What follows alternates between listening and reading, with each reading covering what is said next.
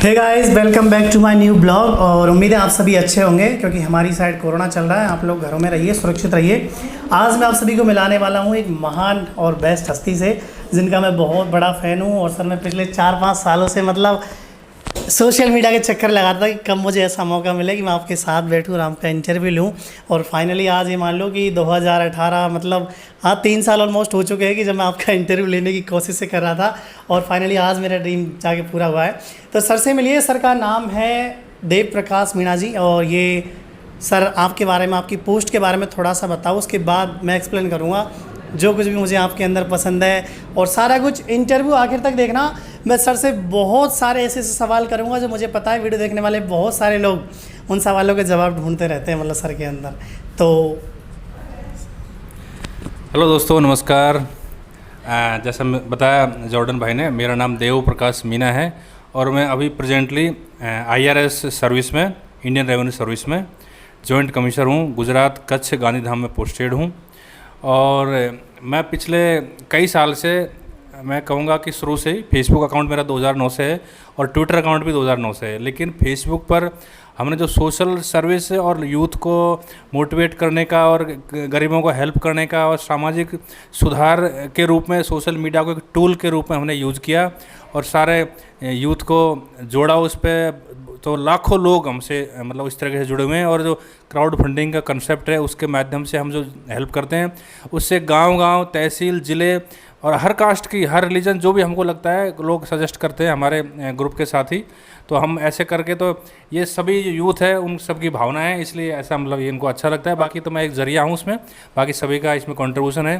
तो ऐसा था कि सर ने मेरे बगैर पूछे एक बहुत ही अच्छे आंसर दे दिए। मतलब ऐसा था कि मैं पूछने वाला था सर, ऐसा था कि मैं बहुत सारे लोगों को देखता हूँ, बहुत सारे IAS ऑफिसर्स हैं, बहुत सारे IPS हैं, मतलब वास्तव में जिनकी ब्रांड हिस्ट्री है बहुत अच्छी, लेकिन इनकी फ़ोन फॉलोइंग कुछ ओवर ही है, मतलब बहुत ज़्यादा है।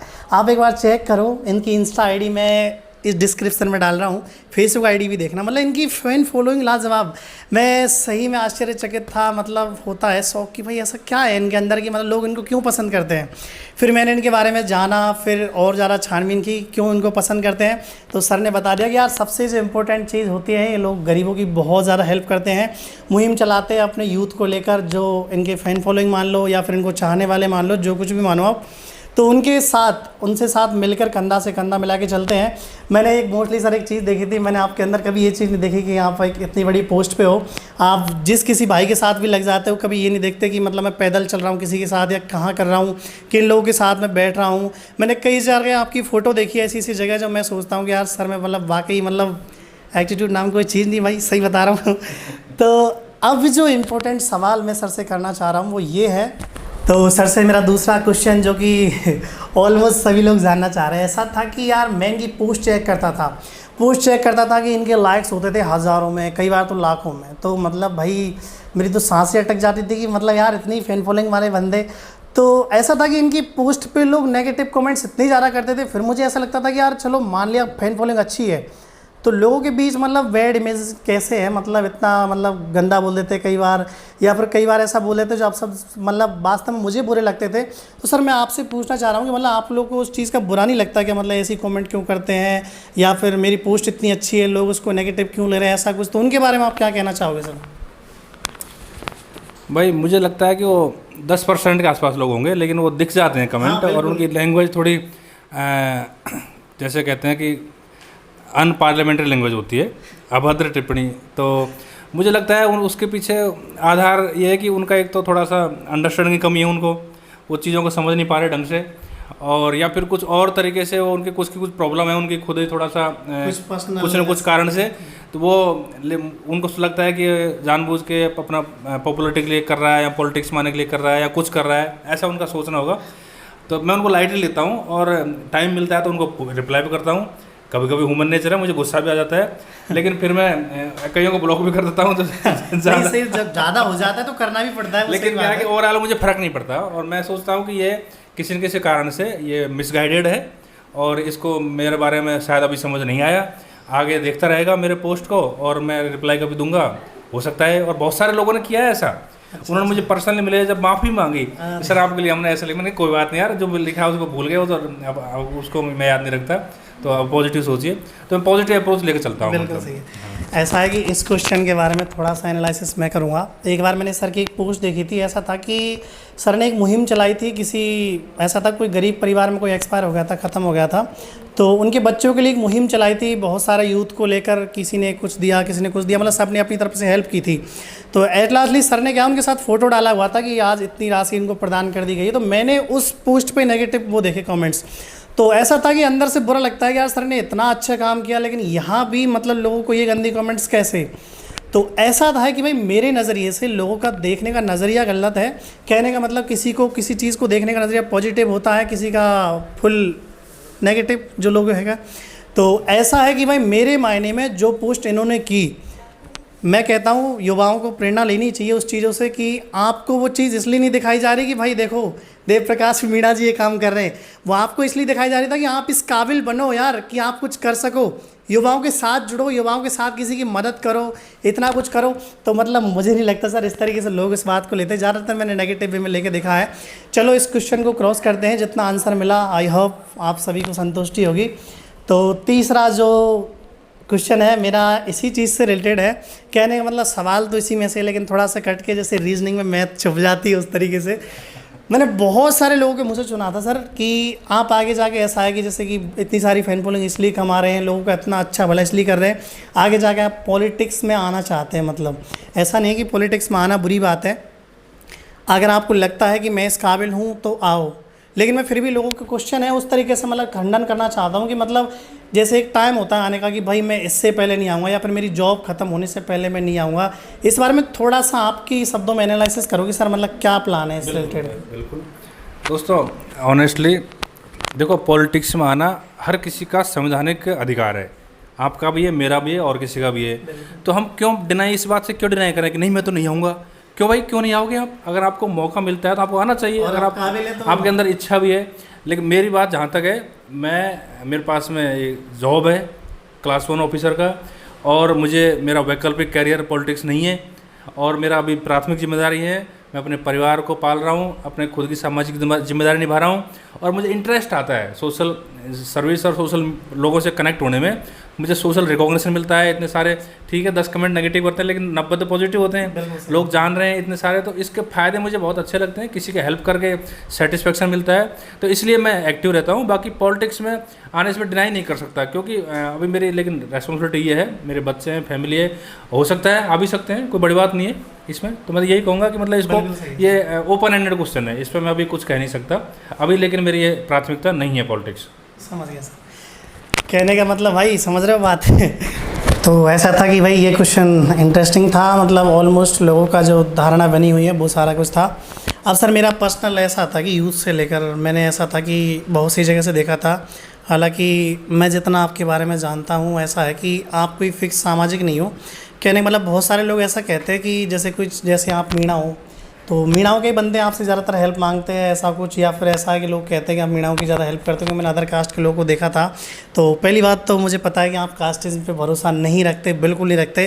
तो मैं इस बारे में लोगों को मतलब थोड़ा सा खंडन करना चाहता हूँ, आप इस बारे में थोड़ा सा एक्सप्लेन करो, 2-4 एग्जाम्पल भी सर की आप सबके साथ में मैंने देखा भी है। बिल्कुल, देखो अभी हमारा जो सबसे पहला जो एरिया होता है, हम अपने सराउंडिंग के लोगों को जानते हैं, सोशल मीडिया पे सबसे ज़्यादा वही लोग जुड़े हैं, मीडिया समाज के लोग जुड़े हैं। लेकिन अभी पिछले कई सालों में आप लोगों ने देखा होगा, हमने पूरे राजस्थान के इशू उठाए हैं, इवन इंडिया के भी, कहीं के भी। जैसे मैं उदाहरण दूंगा, बाड़मेर में एक स्कूल था झोंपड़ी में, आपको याद है? हाँ। तो उसमें तो कोई मीणा बच्चा पढ़ता नहीं था, तो वो वहाँ पे मतलब जो भी हो, हमको तो भाई था कि वहाँ के बच्चों को एक अच्छा स्कूल चाहिए, तो झोंपड़ी में स्कूल चल रहा था, प्राइमरी स्कूल। तो पिछले 15 अगस्त को उस पर वहाँ के टीचर ने उसका फ़ोटो डाला, तो हमने उसको ट्विटर पे उसका कैंपेन चलाया, और सभी हमारे साथियों ने उसको सहयोग किया। तो 3 या 4 दिन के अंदर उस स्कूल के लिए 50 लाख रुपए स्वीकृत किए सरकार ने।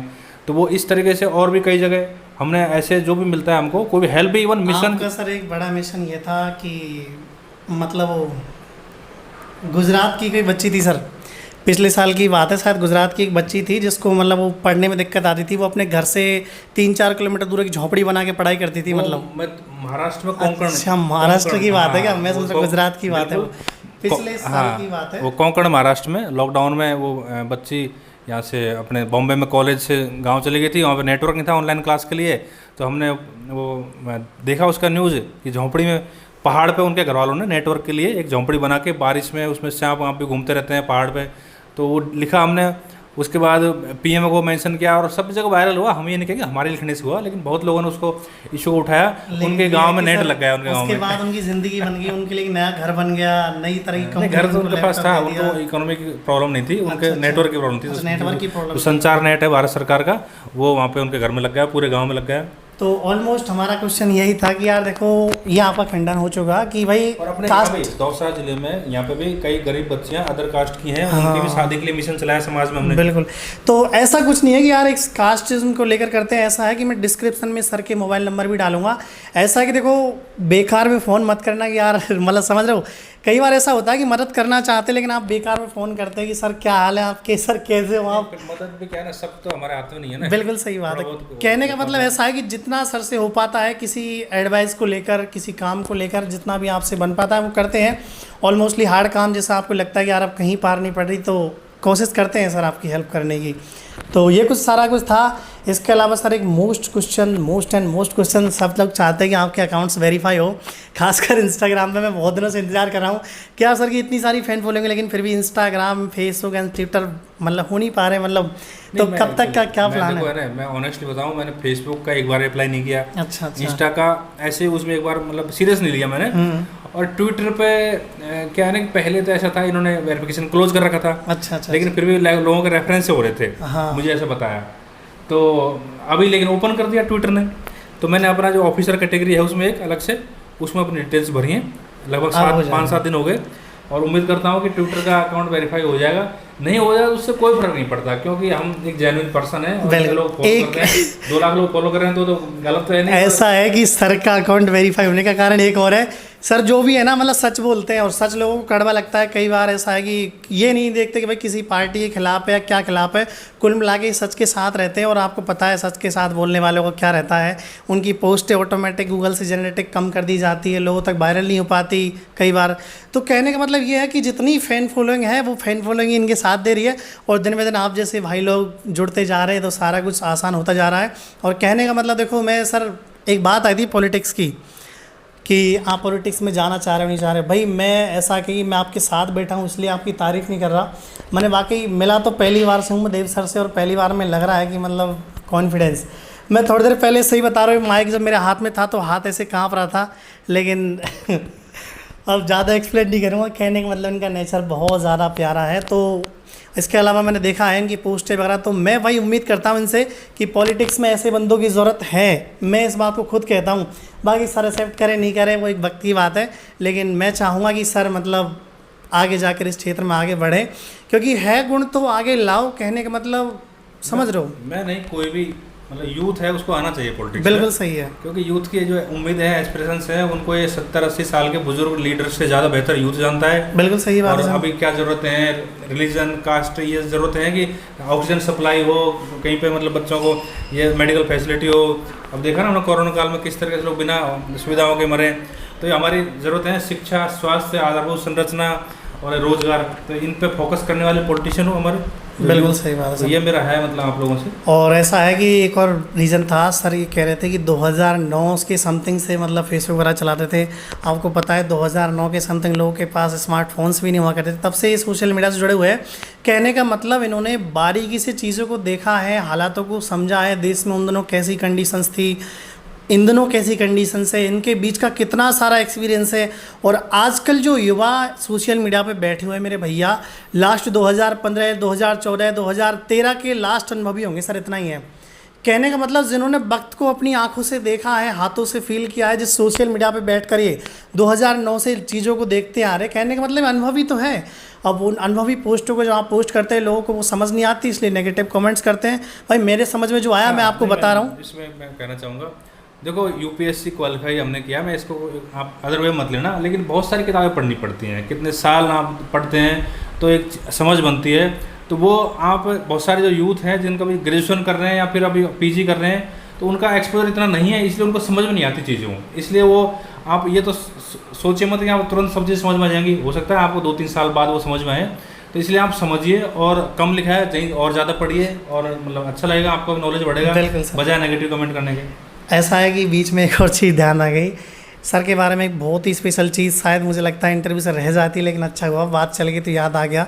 सर मैंने देखा था कि आपने फ्री एजुकेशन को लेकर एक मुहिम उठाई थी समथिंग 2018 से देख रहा हूँ मैं तो, लेकिन वो सक्सेस शायद 19 या 20 के करीब ही हुई थी, मतलब फ्री एजुकेशन को लेकर। तो ऐसा था कि फ्री एजुकेशन के बारे में सर से सुनो कि सर ने कहाँ कहाँ इसकी शुरुआत की, कितने लोगों को ये जोड़ पाए और कितना वो कामयाब रहा।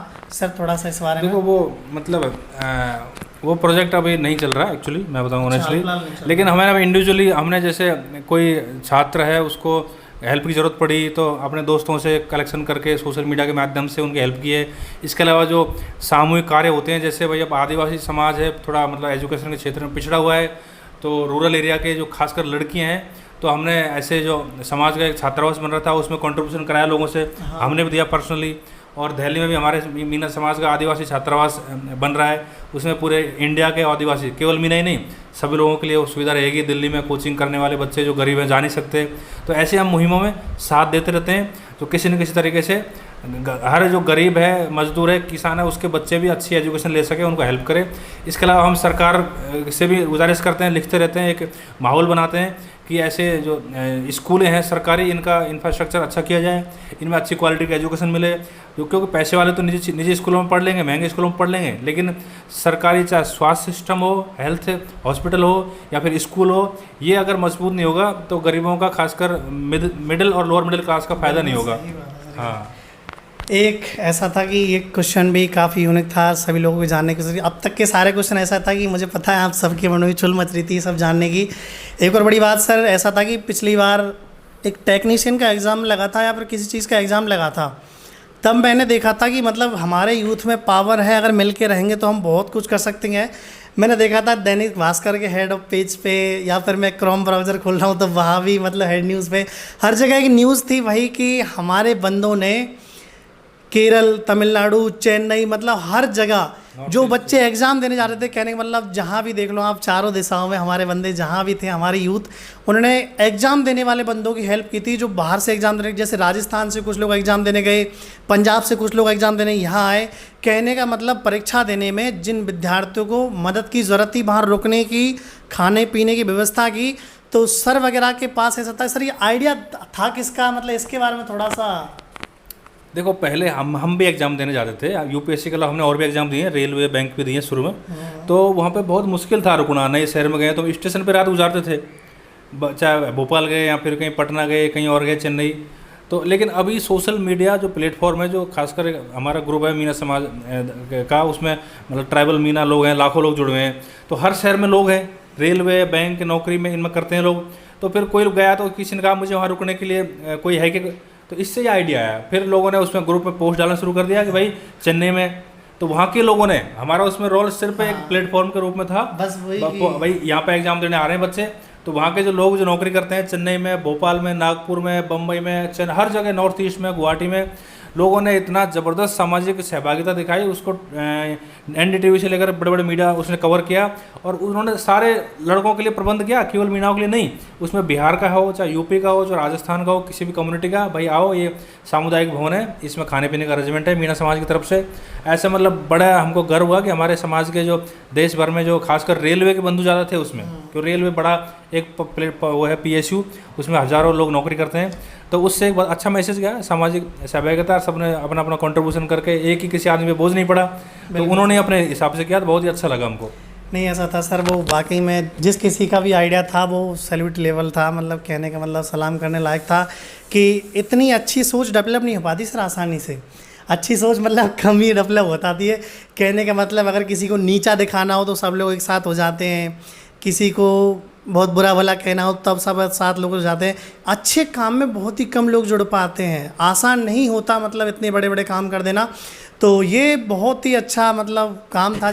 ऐसा था सर कि आपसे क्वेश्चन तो मेरे इतने सारे कि मेरा बैंक पूरा भरा पड़ा है, मतलब खोपड़ी पूरी भरी पड़ी है क्वेश्चंस की, जो कभी खाली नहीं हो सकती अगर अपन एक दिन भी बैठे। ऐसा है कि आपके अंदर वो व्यक्तित्व है कि मतलब मैं कब तक खाली करूं, कितना खाली करूं, मतलब नए नए सवाल आते जा रहे हैं। मुझे लग रहा है वीडियो बहुत ज़्यादा लंबी हो गई, तो फाइनली मतलब ऐसा कुछ बताओ सर लोगों को मेरे हिसाब से मैंने सर के अंदर की सबसे बड़ी काबिलियत जो देखी ऐसा था, सोशल मीडिया को सही रूप में यूज़ करना, यूथ को इकट्ठा करना, बुराई को दूर करके अच्छाइयों को अपने साथ लाना। कहने का मतलब यूथ को इकट्ठा करके ऐसे ऐसे काम हासिल करवाना जो कि शायद इम्पॉसिबल नहीं थे बिना सोशल मीडिया के अच्छे यूज़ के।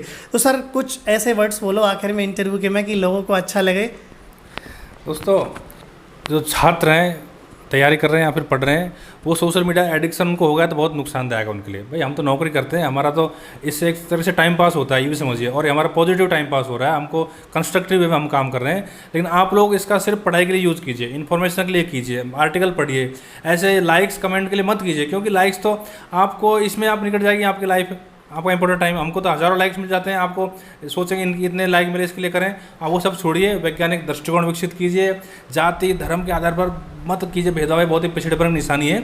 और जो समाज में जो संविधान के जो हमारे जो आदर्श हैं, मूल्य हैं, प्रस्तावना में दिए गए हैं, सामाजिक न्याय, आर्थिक सामाजिक समानता, सभी धर्मों को सम्मान, तो ये मैं देखता हूँ सोशल मीडिया पे लोग मतलब थोड़े नॉलेज की कमी है उनको। जो पॉलिटिकल पार्टीज, मैं किसी का नाम नहीं लूँगा, लेकिन अपनी विचारधारा थोपने के लिए प्रोपेगेंडा चलाते हैं, फेक न्यूज़ आपको वायरल करती हैं, व्हाट्सएप पर आप पढ़ते हैं, उन पर बिलीव कर लेते हैं। आप हिस्ट्री खुद पढ़िए, गूगल पे आपको अच्छी अच्छी चीज़ें मिलेंगी। उसके अलावा किताबें पढ़िए, आपका पर्सनली डेवलपमेंट होगा, आपको अच्छी नॉलेज मिलेगी और महान पुरुष हैं उनके बारे में जानने को। दोस्तों, मैं सडनली जयपुर में आया और मुलाकात हो गई तो मुझे अच्छा लगा। और मुझे अभी बताया जॉर्डन भाई ने कि ये ऐसे ही मतलब हर फील्ड के, चाहे ऑफिसर हो, चाहे बिजनेसमैन हो या फिर कोई और उद्यमी हो, उनके इंटरव्यू लेकर के उनके अनुभव आपके साथ यूट्यूब पे शेयर करेंगे। और अभी कई लोगों के इंटरव्यू इन्होंने लिए हैं, तो ऐसे लोगों के आप इंटरव्यू देखते रहिए। और इस चैनल को मेरी रिक्वेस्ट पे इनको फॉलो सब्सक्राइब कीजिए यूट्यूब चैनल को, और इनको सपोर्ट कीजिए। Thank you. जय जोहार, राम राम। जोहार।